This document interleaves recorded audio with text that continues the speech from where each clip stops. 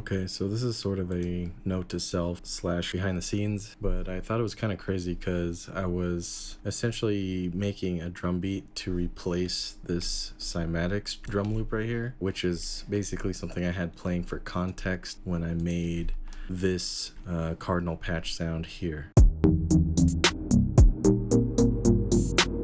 But of course, I don't want to use a Cymatics loop in my own sound demo, right? So I was going to make a similar beat with basically the same exact MIDI pattern, but replace all of these sounds with sounds that I will make part of my library, which can be used modularly, like, you know, hot swap back and forth and such. But in this particular case, as closely emulate this Cymatics drum loop as possible. And so if you listen closely to the snare, this was the snare I was working on here, and I'd say I got pretty freaking close, because what's weird is not only am I kind of reverse engineering the sound, but I'm limiting myself to specifically work only with the Ableton stock sound library samples. Snare, make sure it's Ableton and such, and there you go. Here's like all the Ableton snare hits. And I kind of just went through, you know, not too long. I just went through here, and Azimuth sounded really close. So I went with that. And by itself, it was kind of thin compared to Cymatics' snare. But it sounds like the same, though, like the same kind of footprint. In fact, wouldn't be too surprised if that's actually how Cymatics made their snare. But anyway, I filled in that kind of thin sound with just a clap sample, pitched down a little bit, added sort of that transient kind of fundamental space. And that's what it came out to. And here's my snare. And here's Cymatics. It's really close. In fact, it's so close that here's what made me actually cross the threshold to, like, I should probably video document this. When I hit play on both of these clips simultaneously by accident, the moment where both the snares hit, it created sort of that flanging effect, which only happens if it's like the same sound being moved, you know, left and right in time.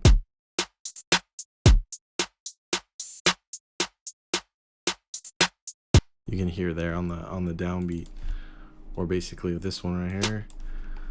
Let's just do that.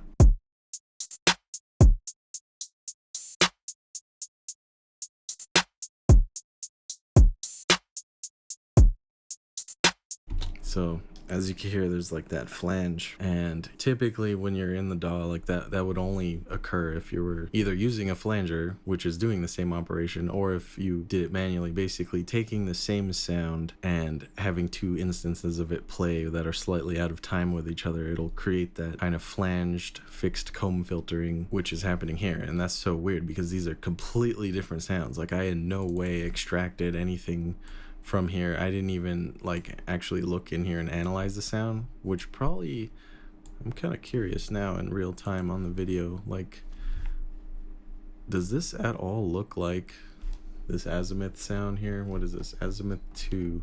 So here's this sample. You know what? I think it's the same. It's actually the same sample. No way. Dude, Cymatics literally used the Ableton built-in Azimuth snare. Okay, well that settles it. I guess suspicion confirmed.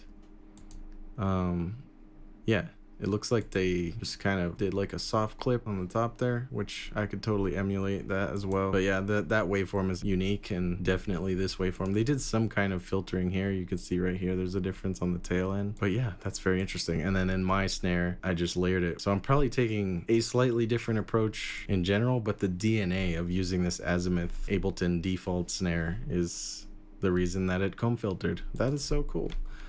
Okay, anyway, I guess that all just happened in real time on film. That's cool. Not much else to say other than I'm trying to recreate this drum loop just so I can kind of demo this sound is the real reason. It is one of many new sounds going into my Ableton pack, which is going to be available very soon here once I get just a few more kind of stuff in there. You know, I want it to feel a little bit complete of a pack so people can explore and use it, but also not too much where it's like overwhelming. So it's going to be in the spirit of Ableton, where it's very modular, where you can hot swap things and kind of experiment or whatever, and not have to even dive into this like interface here for this particular cardinal modular synth instance. But you know, it'll just be slimmed down to like this box right here, this little ADG file with these parameters.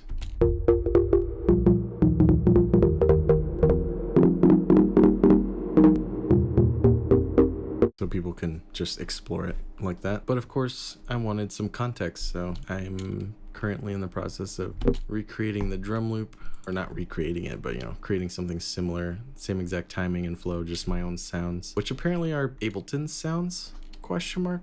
I don't know, but yeah, that's what I was doing. Anyway, that's all for now.